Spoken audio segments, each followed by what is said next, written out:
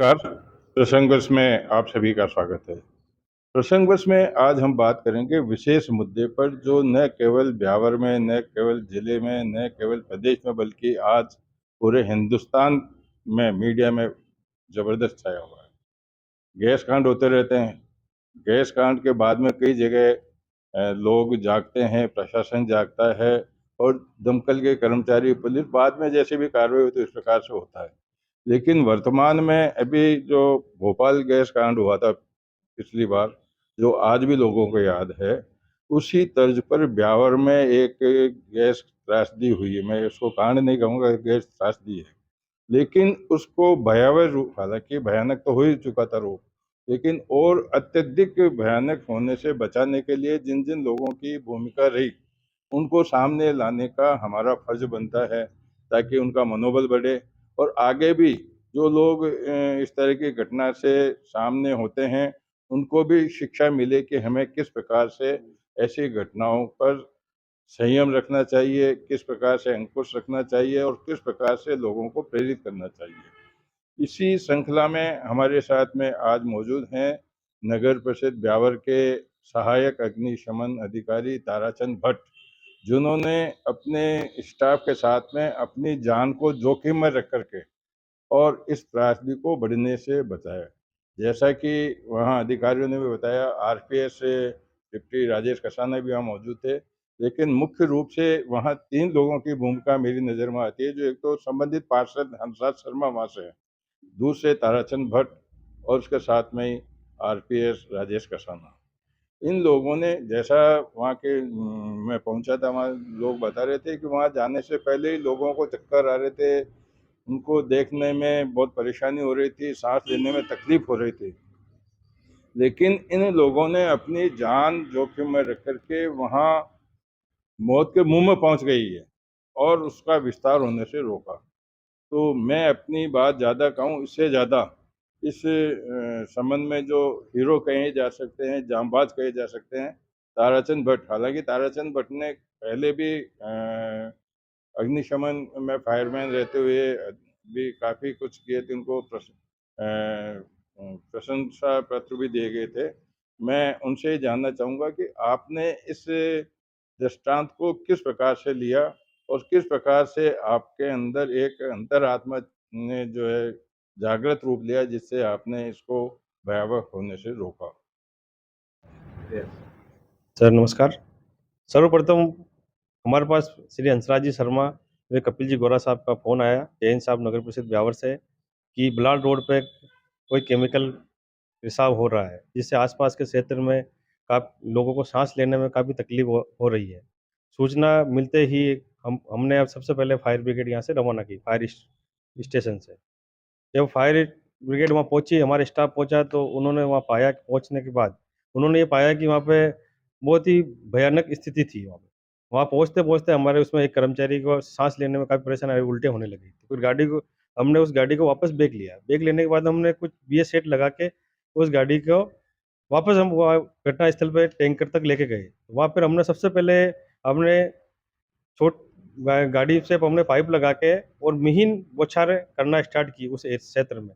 जैसे हमने मिहिन बौछारें करना स्टार्ट की, तो धीरे-धीरे हमने देखा कि वो जो केमिकल का रिएक्शन है, वो धीरे-धीरे उसका प्रभाव कम होता जा रहा है। जैसे कम हुआ, तो फिर हमने धीरे-धीरे उसपे काफ़ी देर तक हमने मिहिन बौछार किया।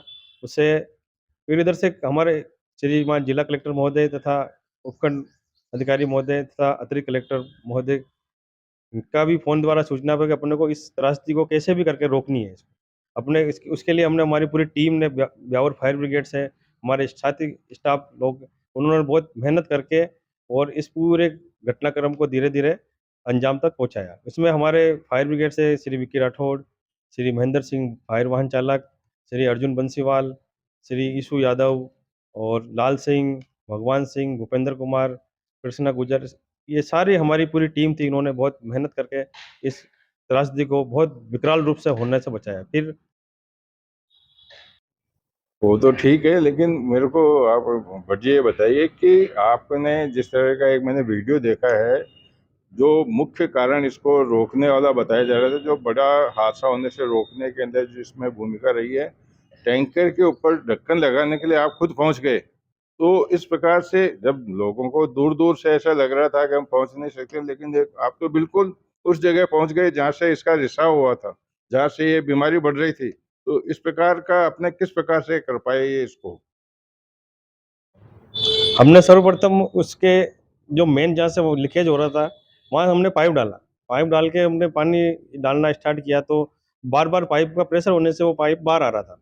हम काफ़ी प्रयास करने के बाद में भी वो पाइप रुक नहीं रहा था, तो हमने हिम्मत करके, हमारे 2 कर्मचारी और साथ में थे, उन्होंने ऊपर से वो पानी को चढ़ के उसको पाइप को पकड़ के फिर हमने पानी डालना स्टार्ट किया। हमारे को वो अंदर सबसे बड़ी ये कि ईश्वर की कृपा ही रही कि हमने ये काम किया और लोगों को की जान बचाई। अगर ये नहीं कर पाते तो हो सकता है कि वो हादसा और ज़्यादा बड़ा हो पाता। ये थे सहायक शमन अधिकारी ताराचंद भट्ट।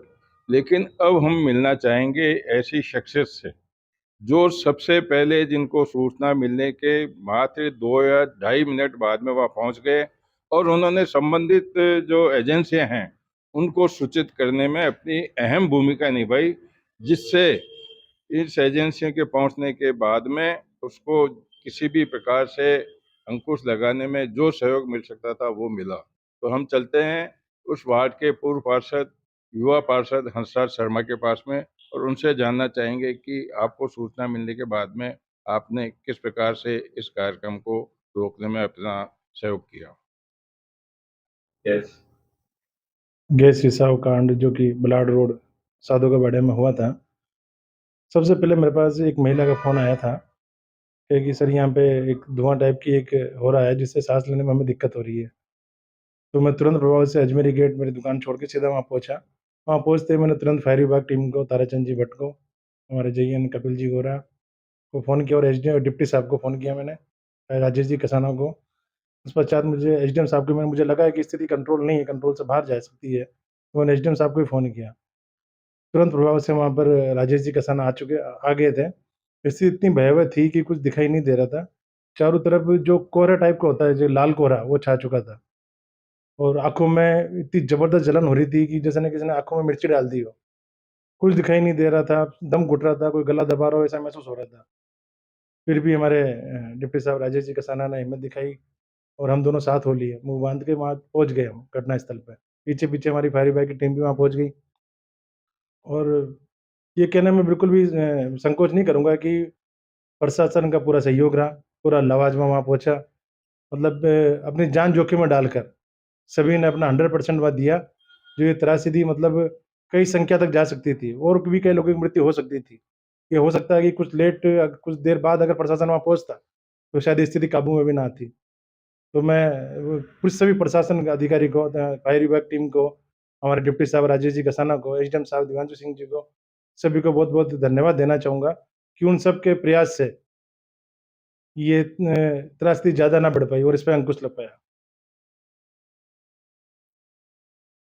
पूरा घटनाक्रम में जैसे ही पेशेंट जो बीमार हो रहे थे, उनको एम्बुलेंस के माध्यम से, निजी वाहन के माध्यम से वहाँ के स्थानीय लोग, मैं और मेरे मित्र मंडली सब वहाँ तुरंत लेके हम हॉस्पिटल पहुँच रहे थे और मैं धन्यवाद देना चाहूँगा अमृत कौर चिकित्सालय प्रबंधन का भी और सभी डॉक्टरों का, जिन्होंने पूरा 100% वहाँ दिया और तुरंत उपचार सभी को मिला। और एक जो मवेशी थे, जो पशु थे, दुधारू गायें थी, उनके लिए भी वंदे गौमातरम ट्रस्ट ने पूरा 100% दिया। उन्होंने भी पूरी मेहनत करके जो बच सकते थे जानवरों को बचाया। अभी तक शायद संख्या 2 या 3 की संख्या आई है गायों की मरने की, क्योंकि वहाँ भी डॉक्टर पहुँच चुके थे, वो उनको भी उपचार दे रहे थे। सभी का हृदय से बहुत-बहुत धन्यवाद और आभार। पार्षद अनुराग शर्मा ने हंसराज शर्मा ने बताया कि उन्होंने अपनी भूमिका किस प्रकार से अदा की। साथ ही ये भी जरूरी है कि एक वंदे मातरम गौशाला है, वो गौशाला आजकल नहीं, लगभग पिछले 2 ढाई 3 साल से और लंपी के समय पर से काफ़ी गौ रक्षा की सेवा में लगी हुई है। इस मामले में भी, क्योंकि पशु मूक बधिर हैं, मूक बधिर पशुओं को भी उन्होंने अपने प्रयासों से जीवित रखा। हालांकि 2 गौवंश भगवान को प्यारी हो गई, लेकिन अन्य जो गौ माता थी उनको उन्होंने बचाने में अपनी भूमिका निभाई। और चिकित्सक, बिहार के चिकित्सक और चिकित्सा स्टाफ तो हमेशा से ही कैसे भी आपदा के अंदर सदैव तैयार रहता है, चाहे हम कोरोना की बात करें या अन्य किसी भी तरह की बात करें, तो ये प्रशंसनीय है। अब नगर परिषद में जो राजस्थान नगर पालिका कर्मचारी फेडरेशन के जिला अध्यक्ष हैं अशोक यादव, उनसे भी अपन जानना चाहेंगे कि इतने बड़े हादसे के बाद में जिन लोगों की भूमिका रही है, उनके प्रति किस प्रकार से सम्मानित होने की योजना आप लोगों ने बनाई है, उनको किस प्रकार से आगे प्रमोशन मिले, उनका सम्मान हो, इस बारे में आपने क्या कुछ अपने कर्मचारी साथियों के साथ में मिलकर कोई योजना बनाई है? मैं आपके चैनल से ये अवगत कराना चाहता हूँ कि ब्यावर शहर में नगर परिषद फायर स्टाफ जो हमेशा ही ईमानदारी एवं फुर्तीला काम करते हैं, लेकिन इस बार जो गैस रिसाव हुआ उसके अंदर ये मानो कि भगवान का रूप लेके और इतनी फुर्ती से कार्य करके और उसको अंजाम दिया कि बड़ा हादसा होने से बच गए। हमने जानकारी की कि आसपास के एरिया में कम से कम 500 परिवार वहाँ रहते हैं, तो ये बहुत बड़ा हादसा होने से बच गया है। मैं श्रीमान जिला कलेक्टर महोदय से एवं ब्यावर के प्रशासन से आग्रह करना चाहता हूं कि इन सभी फायरमैन जामाज को 14 अप्रैल को फायर दिवस के दिन जिला स्तर पर इनको सम्मानित किया जाए, साथ ही इनको संसाधन उपलब्ध कराया जाए ताकि किसी भी परिस्थिति में ये जामाज है जो अपना कर्तव्य निभाते हुए शहर हित को देखते हुए सभी की रक्षा के लिए हमेशा के लिए खड़े रहेंगे। ये मैं पुनः श्रीमान से निवेदन करता हूं कि इनको सम्मानित किया जाए जिला स्तर पे और इनको संसाधन का उपलब्ध कराया जाए। Thank you. ये थे राजस्थान नगर पालिका कर्मचारी फेडरेशन के जिला अध्यक्ष अशोक यादव, जिन्होंने मांग की कि इन कर्मचारियों को सम्मानित किया जाना चाहिए। आज के प्रसंग वर्ष को यहीं विराम देते हैं और आभार व्यक्त करते हैं हमारे कैमरा पर्सन राकेश जाकल को, जो हमारे आपातकालीन सेवा में अपनी महत्वपूर्ण सेवाएं देते हैं। आज के प्रसंग वर्ष को यहीं विराम देते हैं। कल फिर किसी नए प्रसंग वर्ष के साथ मैं आपके सामने उपस्थित होऊंगा। तब तक के लिए नमस्कार।